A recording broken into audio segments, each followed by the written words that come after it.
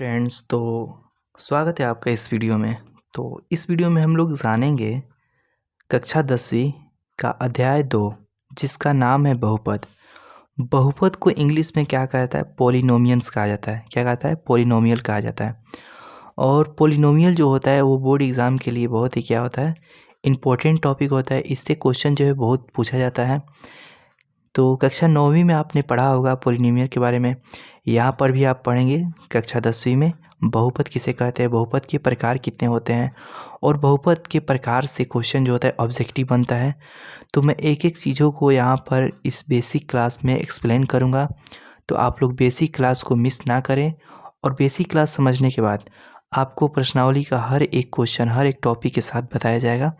तो आइए सबसे पहले हम लोग समझते हैं बहुपद किसे कहते हैं। तो यहाँ पे है कि चर में वैसा बीजीय व्यंजक जिसका घात पूर्णांक हो और घात ऋणात्मक ना हो उसे बहुपद कहते हैं। मान लीजिए कोई अंक है, ठीक है, मान लीजिए कोई अंक है या कोई संख्या है या कोई ABCD का अक्षर है, तो उसका घात जो है कभी भी ऋणात्मक नहीं होना चाहिए। बहुपद का यह नियम बोलता है कि उसका घात हमेशा क्या होना चाहिए, तो एक पूर्णांक होना चाहिए और एक धनात्मक संख्या होना चाहिए। मान लीजिए जैसे x है यहाँ पर, तो x का जो दो होना घात है यहाँ पर ये पूर्णांक है, और साथ ही साथ आपका ये धनात्मक पूर्णांक है। x का पावर यहाँ पर 1 है तो ये भी धनात्मक है, x का पावर 2 है ये भी धनात्मक है। यानी कि जो ऋणात्मक होगी उसको हम लोग बहुपद नहीं कहेंगे। तो घात में एक बात यहाँ पर ध्यान देने वाली है कि घात में क्या होना चाहिए, हमेशा पूर्णांक होना चाहिए जो घात है, और साथ ही साथ वो धनात्मक होना चाहिए। तो चर में वैसा बीजीय व्यंजक जिसका घात क्या हो, पूर्णांक हो और घात ऋणात्मक ना हो उसे बहुपद कहते हैं। जैसे एग्जांपल में आप लोग यहाँ पर देख सकते हैं 2x², ये एक क्या है, बहुपद है। 4x + 5 √2x² + 8 3/4 y² + 5, ये कुछ बहुपद की एग्जांपल है। और बहुपद नहीं है तो यहाँ पर देखिए √x + 3, ये बहुपद नहीं है। उसके बाद 6 है तो यहाँ पर 6x का पावर 3/2 + 8, यहाँ पर 1/x² + 5x - 8 इत्यादि बहुपद नहीं है। इसको मैं बताऊंगा कि कैसे यहाँ पर बहुपद नहीं है। तो आगे हम धीरे धीरे वीडियो में जानेंगे कि बहुपद ये क्यों नहीं हुआ। तो सबसे पहले देखिए, आइए हम जानते हैं बहुपद के कुछ प्रकारों के बारे में। तो बहुपद का कुछ प्रकार होता है यहाँ पर, जैसे में हम लोग देखते हैं। तो सबसे पहला हम लोग का आता है एक घातीय या रैखिक बहुपद, जिसको कहा जाता है। तो ऐसा बहुपद जिसका घात 1 हो उसे रैखिक बहुपद कहते हैं। और परीक्षा में आपको कुछ ऑब्जेक्टिव में कुछ क्या करेगा, ऑप्शन में दे देगा रैखिक बहुपद, द्वितीयक बहुपद, तृतीयक बहुपद। अब पूछ देगा इनमें से रैखिक बहुपद बताएं, तो आपको देखना है कि घात किसका 1 है। तो आइए हम लोग देखते हैं। तो यहाँ पे x का देखिए पावर कहाँ देखा जाता है, कोई भी ABCD का अक्षर होता है तो उसके यहाँ पर सर पे देखा जाता है, ठीक है। तो यहाँ पे x, यहाँ पर कुछ नहीं तो पावर 1 है, ठीक है। यहाँ पर 3y है, जब कुछ नहीं है तो पावर 1 है। यहाँ पे 5z है तो कुछ नहीं तो यहाँ पर पावर क्या है, 1 है। तो इन सभी का पावर क्या है, 1 है। तो इसको हम लोग क्या कहेंगे, रैखिक बहुपद के एग्जाम्पल कहेंगे। आइए अब अगला समझते हैं। तो अगला है द्विघात बहुपद। तो वैसा बहुपद जिसका घात क्या हो, 2 हो उसे द्विघात बहुपद कहते हैं। एग्जाम्पल में जैसे हम यहाँ पर लिख सकते हैं, एग्जाम्पल हमको जानना है तो 2x का पावर 2, और लिख सकते हैं x², या और लिख सकते हैं x² + 6x। अब यहाँ पर देखिए, यहाँ पे x का पावर 1 है, यहाँ पर x का पावर 2।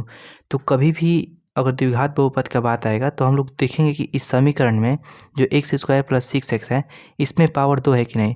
तो यहाँ पे पावर 2 देख गया, तो इसको हम लोग क्या कहेंगे, द्विघात बहुपद। उसके बाद आगे हम लोग एग्जाम्पल में लिख सकते हैं हम लोग y², उसके बाद +6x, कुछ भी लिख सकते हैं etc, ठीक है। तो अब बढ़ते हैं हम लोग अगले बहुपद की तरफ। अगला आता है त्रिघाती बहुपद, यानी कि वैसा बहुपद जिसका घात 3 हो उसे क्या कहते हैं, त्रिघाती बहुपद। जिसमें x का पावर यहाँ पर 3 देख रहे हैं आप लोग, 3y³ + 3y² + 6y etc। और भी हम एग्जाम्पल बहुत सारे ले सकते हैं। तो त्रिघाती बहुपद पूछे तो आप लोग समीकरण देखना है कि घात 3 है कि नहीं। तो अब बढ़ते हैं हम लोग अगले की तरफ।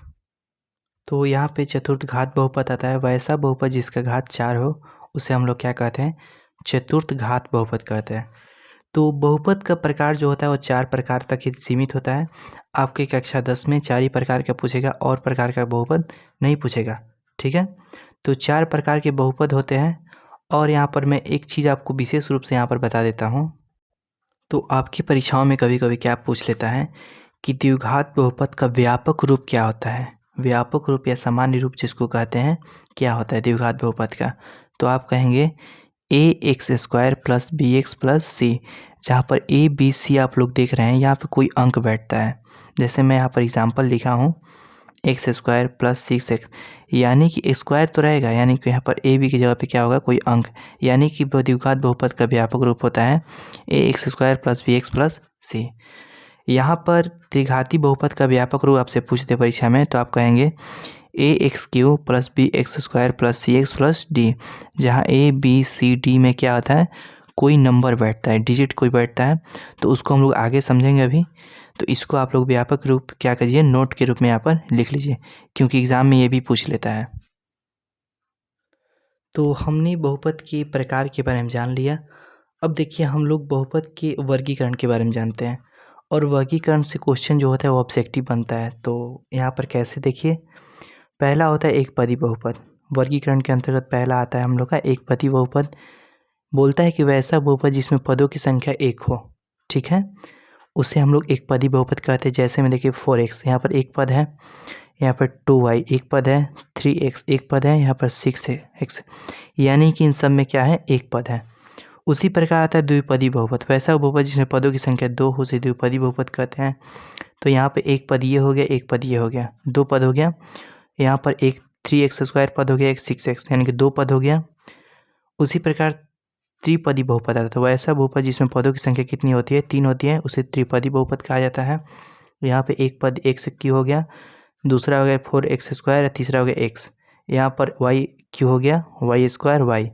तो यानी कि 3 गो पद हो क्या हो, 3 पद हो तो उसे त्रिपदी बहुपद कहते हैं, 2 पद हो उसे द्विपदी कहते हैं और 1 पद हो तो उसे एक पदी बहुपद कहते हैं।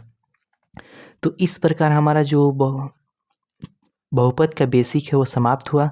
अब हम लोग अगली वीडियो में जानेंगे कि किसी द्विघात बहुपद को हल कैसे किया जाता है, उसके नियम के बारे में हम लोग जानेंगे और वहाँ से हम लोग प्रश्नावली को स्टार्ट करेंगे। धन्यवाद, मिलते हैं अगली वीडियो में।